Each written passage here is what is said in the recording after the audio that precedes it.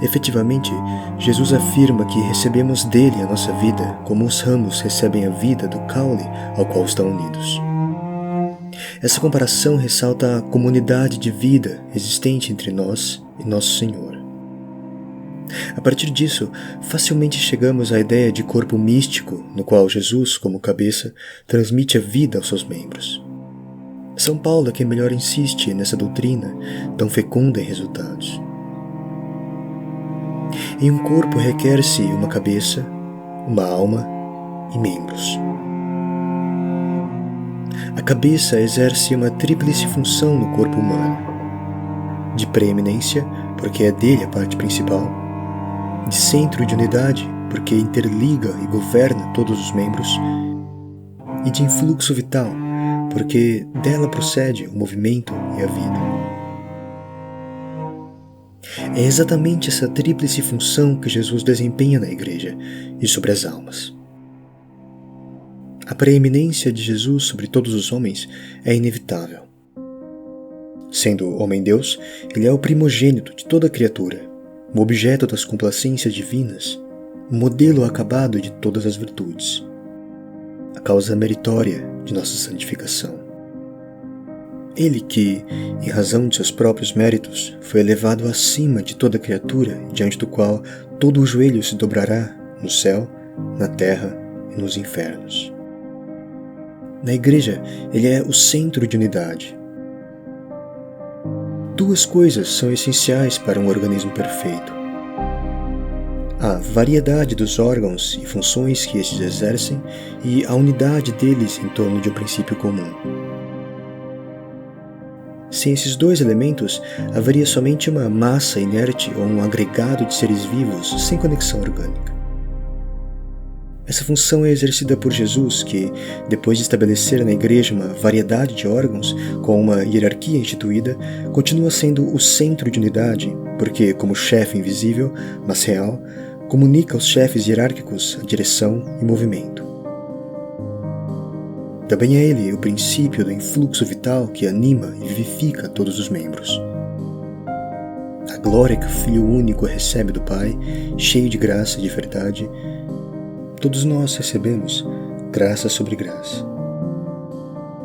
O Concílio de Trento não hesita em afirmar a existência dessa ação, desse influxo vital de Jesus sobre os justos, pois o próprio Cristo infunde virtudes naqueles que foram justificados como a cabeça para seus membros.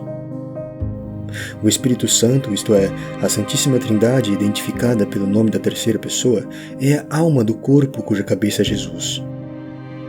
De fato, é Ele que derrama nas almas a caridade e a graça que nos mereceu o Senhor, porque o amor de Deus foi derramado em nossos corações pelo Espírito Santo que nos foi dado.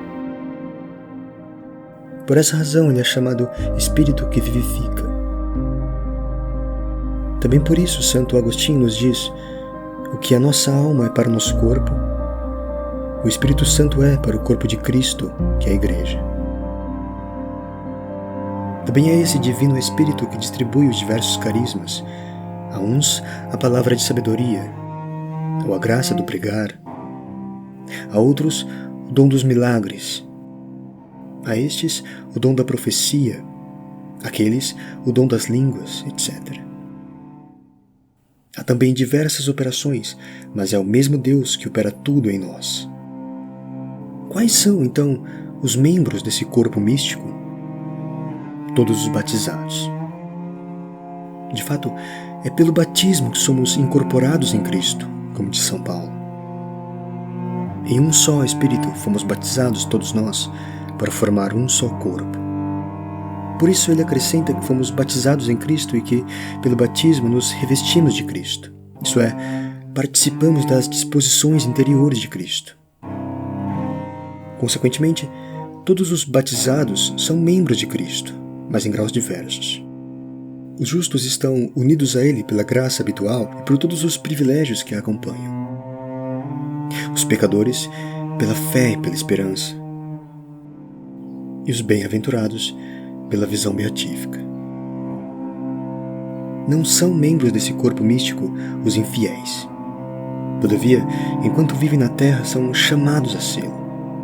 Somente os condenados estão para sempre excluídos desse privilégio. Por conseguinte, segundo a doutrina de São Paulo, os cristãos são complementos de Cristo. Embora perfeito em si mesmo, o fato é que, para formar seu corpo místico, Jesus precisa de um complemento.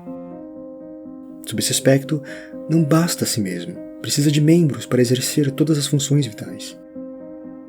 Entreguemos as nossas almas ao Espírito de Jesus Cristo para que Ele cresça em nós. Se encontrar pessoas dispostas, Ele dilata, aumenta e difunde-se em seus corações. Ele as unge e as perfuma com a unção espiritual da qual Ele mesmo está ungido. Dessa maneira, podemos e devemos completar a paixão do nosso Senhor Jesus, sofrendo como Ele sofreu, para que essa paixão, tão completa em si mesma, complete-se também em seus membros através do tempo e do espaço. O que falta às tribulações de Jesus, completo na minha carne, por seu corpo, que é a Igreja.